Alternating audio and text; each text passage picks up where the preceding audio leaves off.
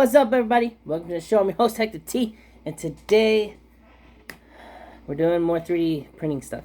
So in the last video, I was working on the Ironman mask. So I do apologize that it's been a while since the last video. I've been busy with things, and then my video editing program just, I don't know if it's the computer or the program, but it went kaput. So this is what I wanted to show you guys. Is that after the PLA mask, which was this one in the last video, I switched over to PETG. Now I don't know if I'm gonna continue doing just PETG, but I've been doing a lot of PETGs since then, and I found that obviously with the settings I have to heat it up. My heat bed I have, it starts at 80 to try to get adhesion, but then it just shows at like 65-70 degrees. I find that it does not adhere to the heat bed, so I actually have to use the glue a lot more with the PETG than I would with the PLA. Now, does it affect it? No, it doesn't affect it at all. If anything, while the heat bed heats up, it bubbles it down a little bit and kind of melts the glue slightly, so it actually just gets really smooth, and then it just puts the filament right into it.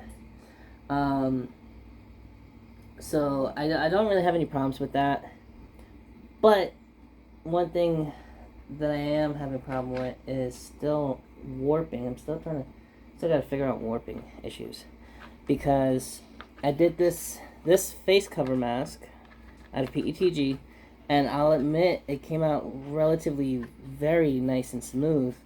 However, there was a few issues with it. Unfortunately, when I did print it half and half like this, because I printed this using with PETG, I'm trying to use the most minimalist of support material. So I printed it like this, thinking that would help. I sliced it in half and printed it up. And unfortunately, every time it would hit the midpoint, it would switch over.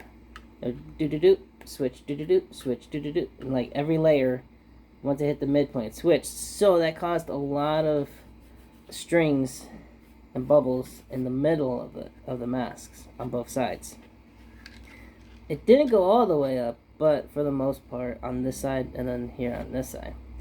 I did get some weird issues here towards the side, a little bit of bubbles, and then a little bit on the inside, on the corners. This one, the inside wasn't really too much. It's still fuzzy, as you can see. There's still fuzzes. Just gotta clean that off. And then the corners, I did have to sand it smooth a little bit. And then of course here in the eyes, there was supports on the inside that went up to the eye. And actually, did I? You know, I can't remember if I did do supports on there. Yeah, I did. I think I did very minor support on that. Yeah, and it came out really easy. Now, with the PETG, I feel like the layer adhesion is very good. It takes a lot to break it off.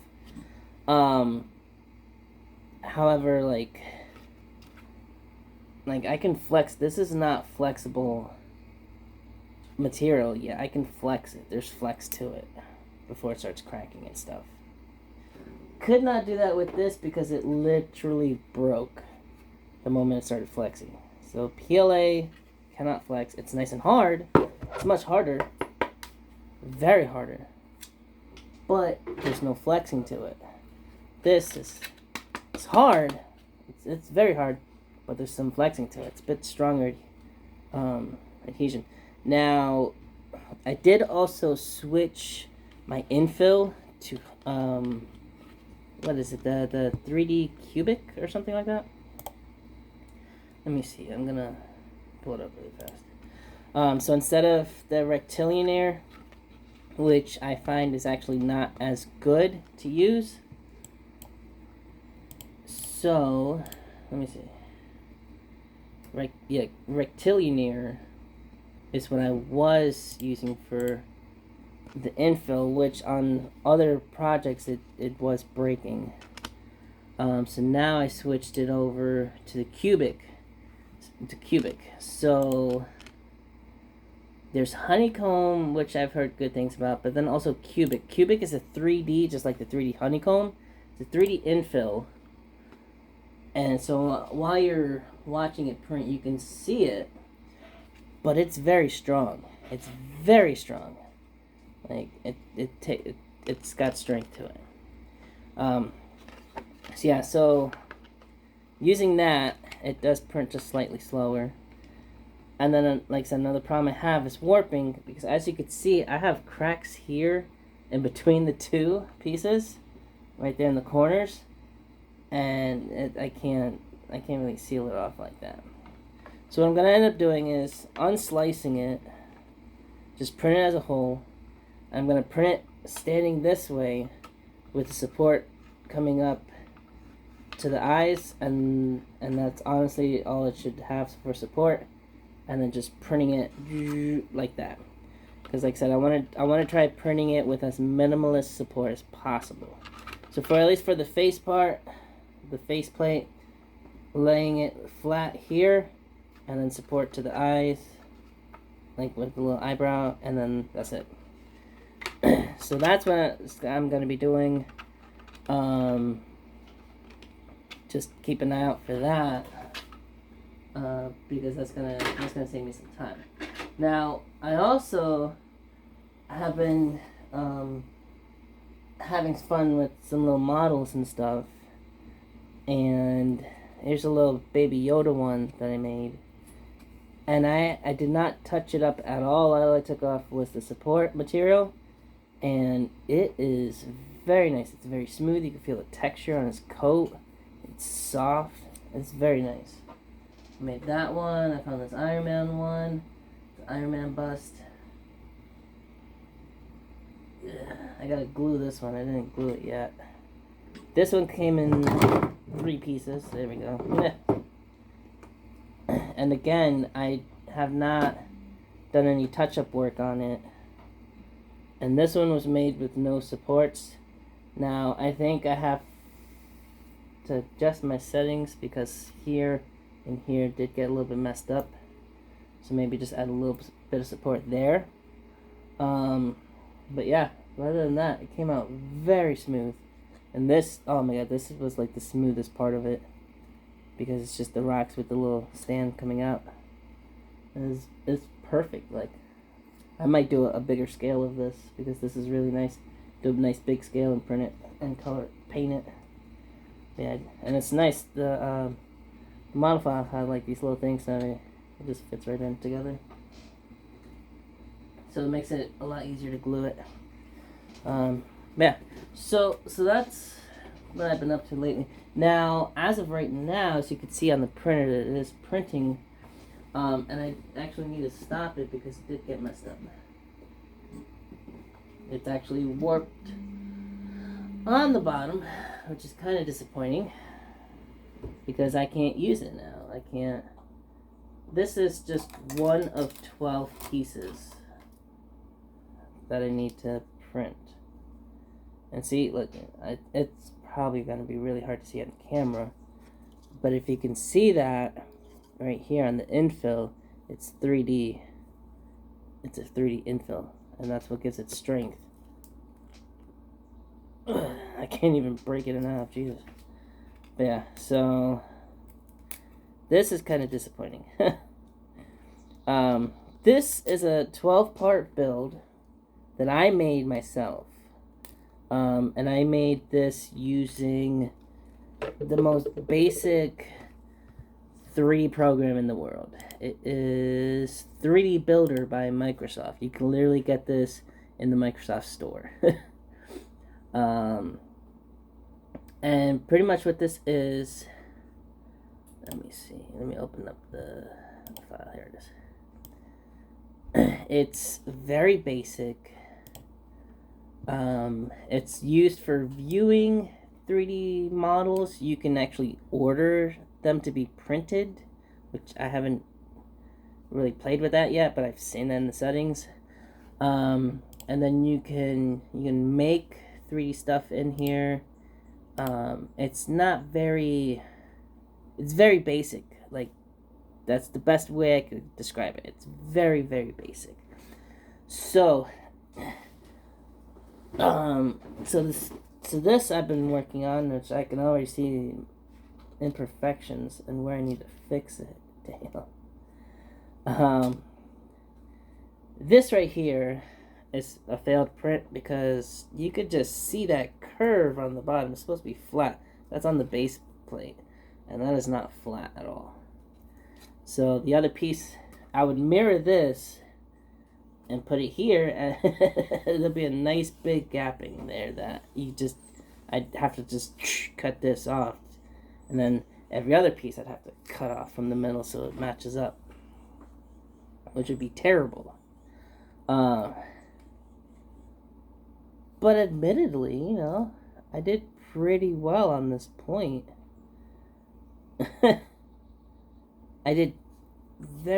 This incline is crap because there's this bump here. This incline is actually a lot smoother. Surprisingly, you can see here from the model some weird mesh from the model itself. I gotta clean that up. But this is just cut in to make the slant. And to be honest, the slant's not that bad. But yeah, I could definitely see it slanted more on the side where it cut in. Yeah, so you're probably wondering, what the heck is this for? And I'm going to show you, because like I said, it's a 12 piece. I cut it up into 12 pieces, which I actually have to redo the original model and then recut it because of this right here. But it is a sword. It is a big sword, and the sword piece here is going to be like this long, approximately that long. And that's just a small version of it, because it's actually supposed to be bigger. So, yes, if you've already guessed, it is a Demon Slayer sword. It's a Demon Slayer sword. And I use the term loosely because I'm not talking about, like, Demon Slayer the anime or anything like that. Because I'm not. It's a basic Demon Slayer sword. And by Demon Slayer, I mean, the basic handle with a big-ass blade that's, like, bigger than you. Bigger than your body kind of thing. Because that's how most Demon Slayer swords are. They come with a huge blade. This came out relatively smooth from the model, though. But yeah, so this is the sword. This is the tip. This is just the tip. And I have the whole rest of the sword, then the guard, and then the handle. So, yeah. And what I planned on doing with it, I cut it up in pieces to make it easier to print. Because obviously, something that big is not going to print all at once. There's no way I can print on my thing. Like, I can have a small version of it, but I want the big version. So you got to cut it up and print it in parts, and then assemble it. So what I was going to do to assemble it is, with each part together, I was going to use a wood burner and actually just melt some inseams, kind of like stitching it together. I've seen it done, and it's actually pretty good. So that's why I got the idea to do that. But yeah, I've been watching Black Clover. For those of you, Black Clover. For those of you who know the anime, you know the sword that I'm referring to. What's his name? Asta. Is it Black Clover? Black Clover.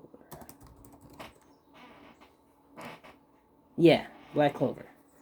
So, yeah, so I'm trying to recreate Asta's sword, but I didn't want to just go out and, you know, scour the internet for, like, the best looking 3D STL file I can find about it. I wanted to make my own. I wanted to make it my own. I wanted to make my own version of it, and I didn't want to just, you know, print off somebody else's thing. I wanted to make my own. So, like I said, that's when I used this, the 3D builder, and like I said, it's basic shapes and basic editing to make it, but it's pretty good. Okay, so now I'm looking at the model, and I'll show you in just a moment. This cut doesn't go all the way through. This cut is only about the middle of the blade. So literally, I think where I stopped is where the cut goes away. Yeah, because I could see it going into it. Okay, so I just gotta fix that cut then. Just gotta change it a little bit. Yeah, so literally, I made this sword out of spheres, tubes, and square blocks and pyramids. Literally, that's all I used. And just editing the shapes and, you know, cutting out and merging and subtracting and all that and intersecting. That's how I made the sword. So it's got a point. It's got a pretty fine point, which honestly, I'm trying to figure out where the point is. Yeah, the point is here. So that's actually the point. So it's not sharp, so it'll cut you. It's not going to be sharp at all. I don't want it to be sharp. But it's got a pretty good point. It's pretty fine. It's pretty thin. So it looks like a sword. It's got the angles on the blade like a sword. Or at least close enough to what I could make it to be, you know. It's pretty angular. And you know, you can stab with it. Not really stab with it. But, you know, it's got, like, if it was a real sword. And then, of course, here on the sides, it's going to be thicker. It's going to be thicker and then rounded off, too. So you can cut with it. But, yeah, so it's not bad. It's not bad. I got to make it more smoother like that instead of cut like that. But, yeah, so let me see. Let me actually change the color on it. Let me put a color to it, so that way it pops off easier. There. So you guys can see it, because it was just gray, and then the background is gray, and it just blends in, and it's kind of hard to really see it. Alright. So let me go ahead, grab the camera really fast. Alright, so this is the Dragon Slayer sword that I'm making. As you can see, you know, there's the tubing. It's, like I said, it's very basic. It's not to scale. It's not cartoon or anime accurate. Although I probably will paint the blade, or paint it as much as I can. It needs refinement, obviously, because, you know, the handle here is a bit more square than how I have it.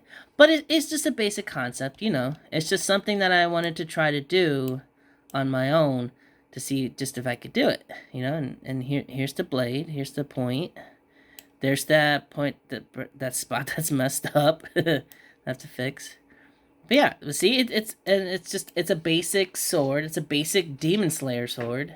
And again, I'm not naming the anime, I'm just naming the sword itself. The sword is named the Demon Slayer. Most swords with big blades like these are Demon Slayer swords. They're just universally, generically named that for some reason. And then, of course, there's enemies named after that. But, yeah, so so this is what I've been up to lately, besides the Ironman helmet, which I'm still working out the kinks on. And that's the thing. The thing you'll find with 3D printing is that it's trial and error. And you just have to figure out what works, you know, and what's good.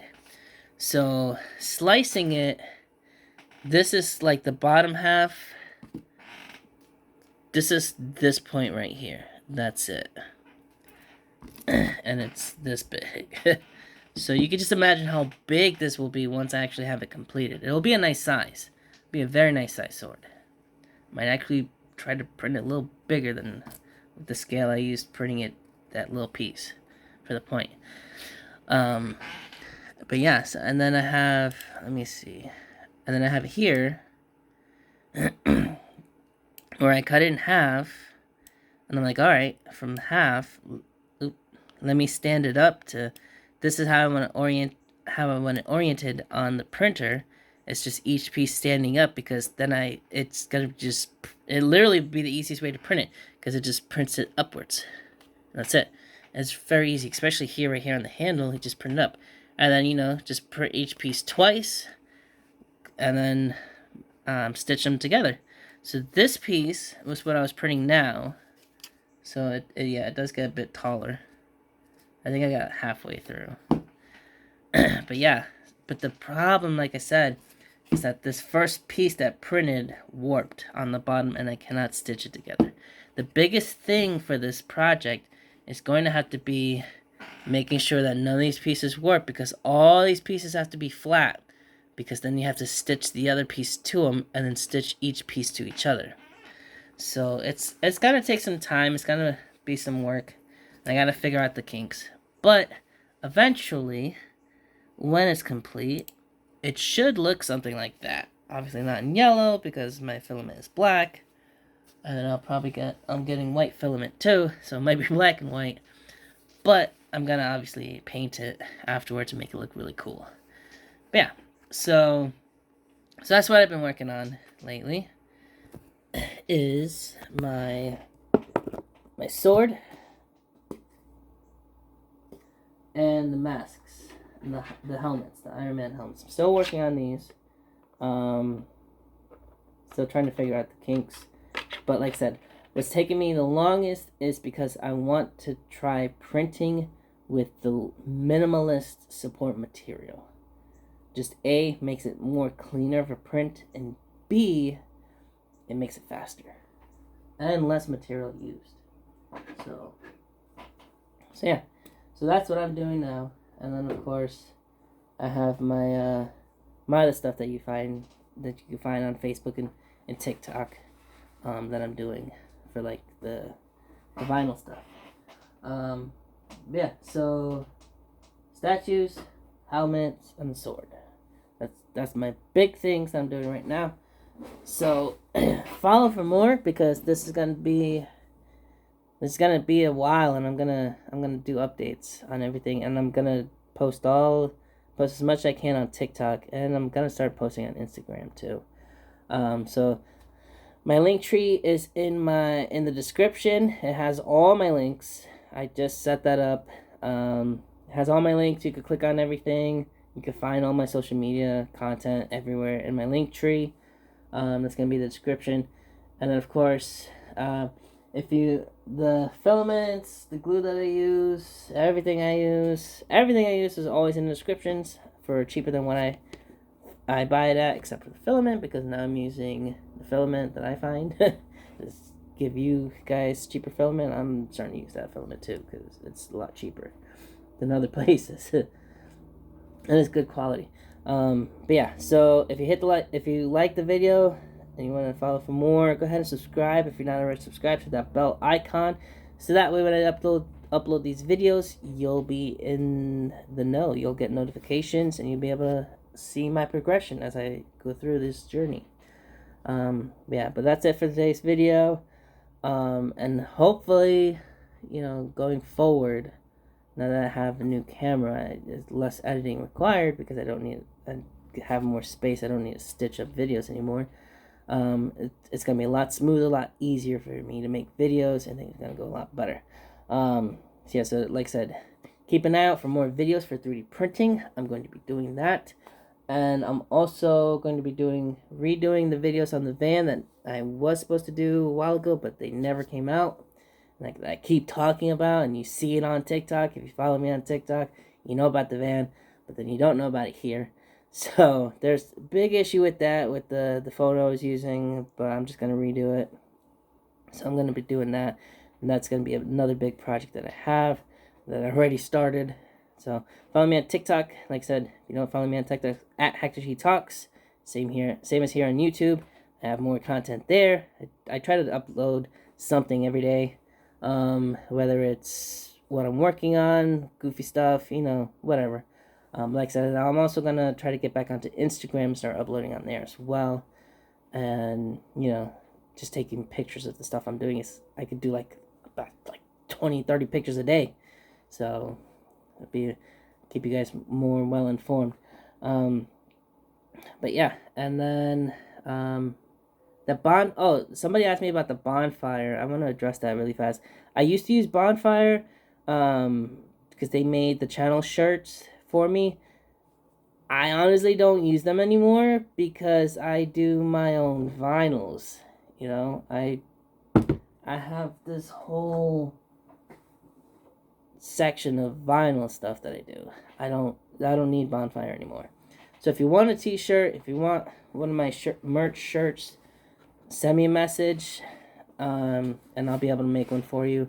I have plenty of different colors. I got black, white, red, green, gray, yellow, purple, blue, orange. I got all different color shirts, all different color sizes, all different colors you could throw in it. I got neon colors you could throw in it. I got all sorts of colors you could throw in it. Just let me know. I'll make you a shirt. I don't charge much for them either. $15 a shirt. That's it. I don't charge a lot. But yeah, so let me know if you guys want a merch shirt. Let me know. Just hit me up anywhere on social media, Facebook, Twitter. I don't even go on Twitter. I have one. I don't go on Facebook, TikTok, Instagram. Here on YouTube, I think that you can send messages. Let me know if you want a shirt. I'll make you a shirt. So, yeah. But that's it. Like I said, that's it for now. I just got to figure out this warping, and if I can figure out this warping, I'm going to do a video about the warping. But yeah, so that's it for now. I'll catch you guys later.